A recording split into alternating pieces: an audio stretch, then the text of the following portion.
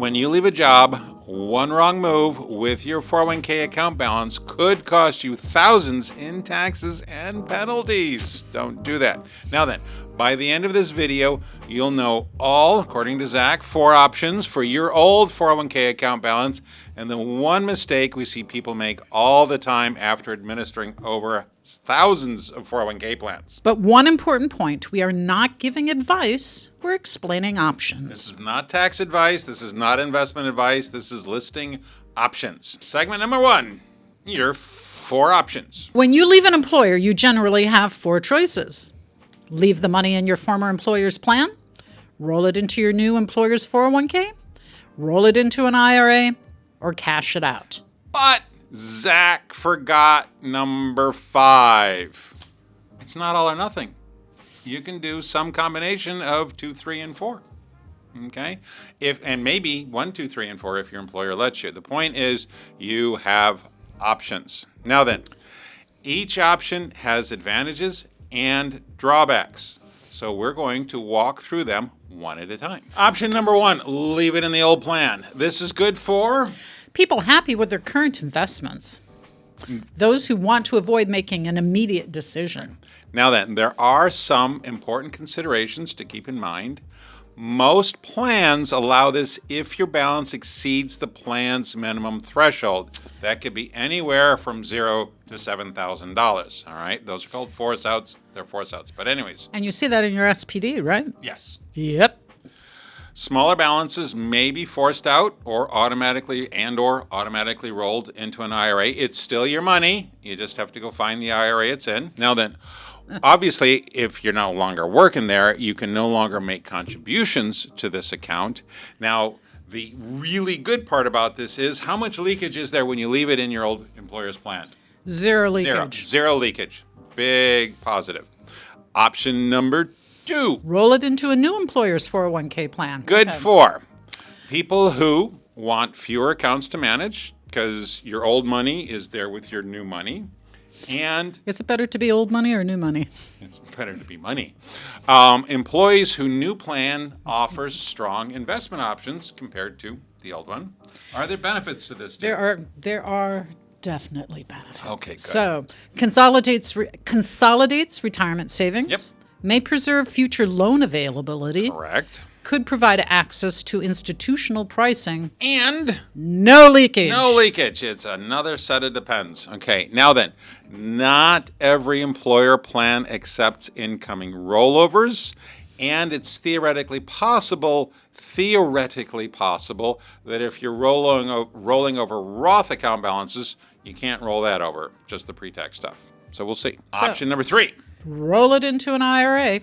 This is good for investors seeking greater flexibility in investment choice. Obviously, you get to pick the funds, or you're in more control of picking the investment options. So, yeah, broader investment universe, easier account consolidation. Well, that too. Yeah, I know. Across multiple employers. Right. So if as you move from one employer to another, you roll your money out of each employer's retirement plan and you roll it into a single IRA.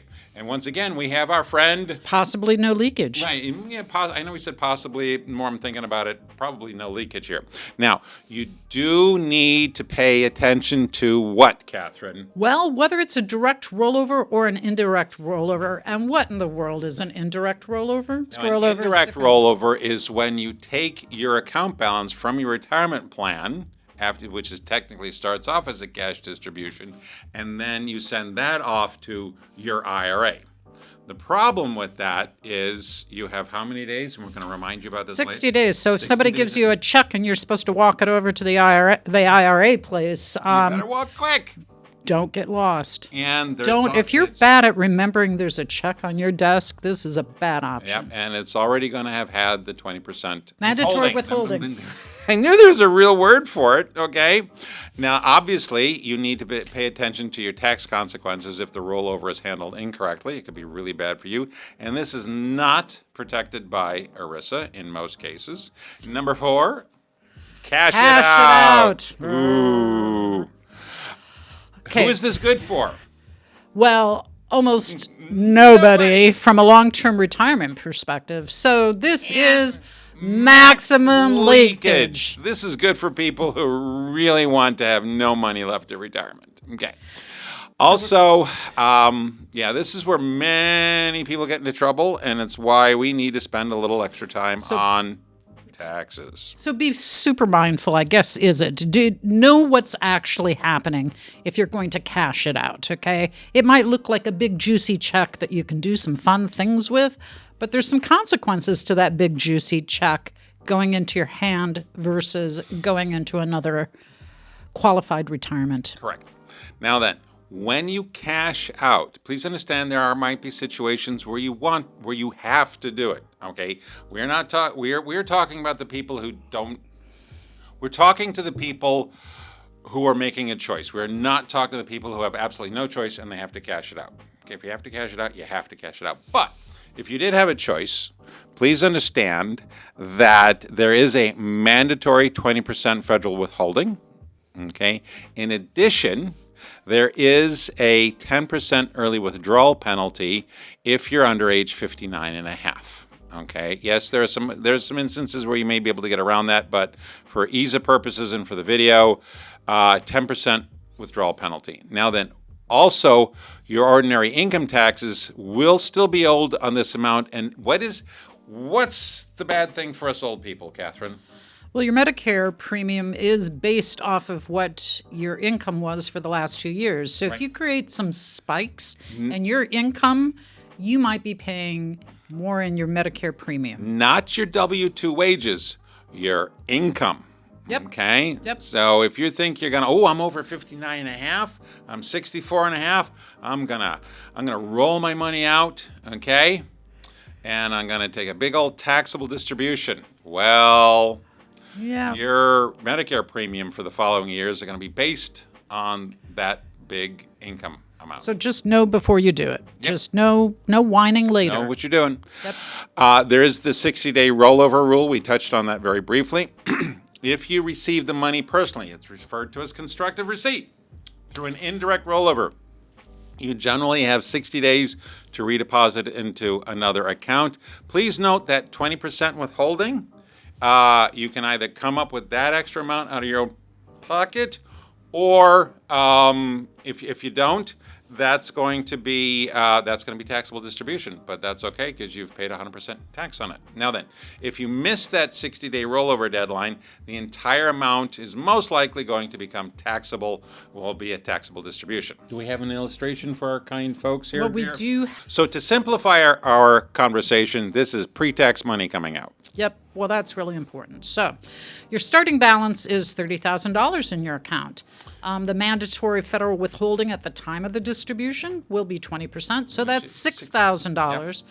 The early withdrawal penalty is $3,000, which may not happen at the time of the distribution, but it certainly comes around at tax time. Please note, it's not 10% of $24,000. A lot of times we're talking to people, they think, I've paid the tax, the 10% is going to be on the 80%. No. You're paying the 10% on the 30 grand. Okay? Now then, this does not. And that doesn't include the state tax that you might have for being in a state that taxes things. Right. And your tax bracket might end up actually being more than 20%. So you're still going to owe more. Right. And that $3,000 does not, that's in addition, that does not help pay your federal withholding taxes. Okay? So a $30,000 account can shrink dramatically before the money even reaches your bank account. Correct. Two things people forget. Number one. Oh, those outstanding 401k loans. Yikes. You took them out, you knew it, but you haven't paid them yet. And this can happen whether you leave your employer voluntarily or involuntarily. Your employer leaves you. Many participants forget that leaving employment can affect their loan. Now, what can happen is the loan may become due, most likely. When you're getting a cash out, a loan offset may occur, and unpaid balances most likely will become taxable distributions. So I actually want to say, though, when it says the loan may become due, they don't come knocking on your door looking for the $40,000. They go, oh, you took a distribution. And so now the whole cascade of things that happen when you take an early distribution happen on that money. So you've got $40,000 for a loan, but guess what? Now you're paying taxes. Most loan policies can only be most participant loan policy statements say you can only pay for the loan payments through payroll deduction. If you don't have a payroll deduction, you're by default your loan's going to be in default. All right. Now then, if you have a loan and you're thinking about giving notice, try to understand what's going to happen with your loan before you give notice. And number 2. Vesting matters, as yeah. it always does. Oh, yeah. Right? Not all employer contributions belong to you immediately. Do understand your deferrals, whether they're pre-tax or Roth. If there's any safe harbor contributions going in, those are 100% vested. If you rolled money in from another employer, that's 100% vested. But what do they need to do before they leave, Catherine? Check their vesting schedule. Yeah. Is there one? All right. Yeah. How It's usually on profit sharing money, right? and some discretionary match options, yeah. Okay, So you need to double check to see how much of the employer contributions is actually going to be yours. Also, you may be walking away from money you haven't fully earned yet, or leaving right before you become fully vested. So pay attention to that. What do they want to do next year? Well, if they want to learn more, do. especially if you're a financial advisor or a CPA, we have a monthly webinar that goes deeper into compliance of 401k plans. And if this was useful, our podcast and other channels are linked below too. And you know what to do. Like, subscribe, sign up on the website. Come drink bourbon with us. And drink bourbon with us. Give us a call at sales@hunterbenefits.com. Kidding.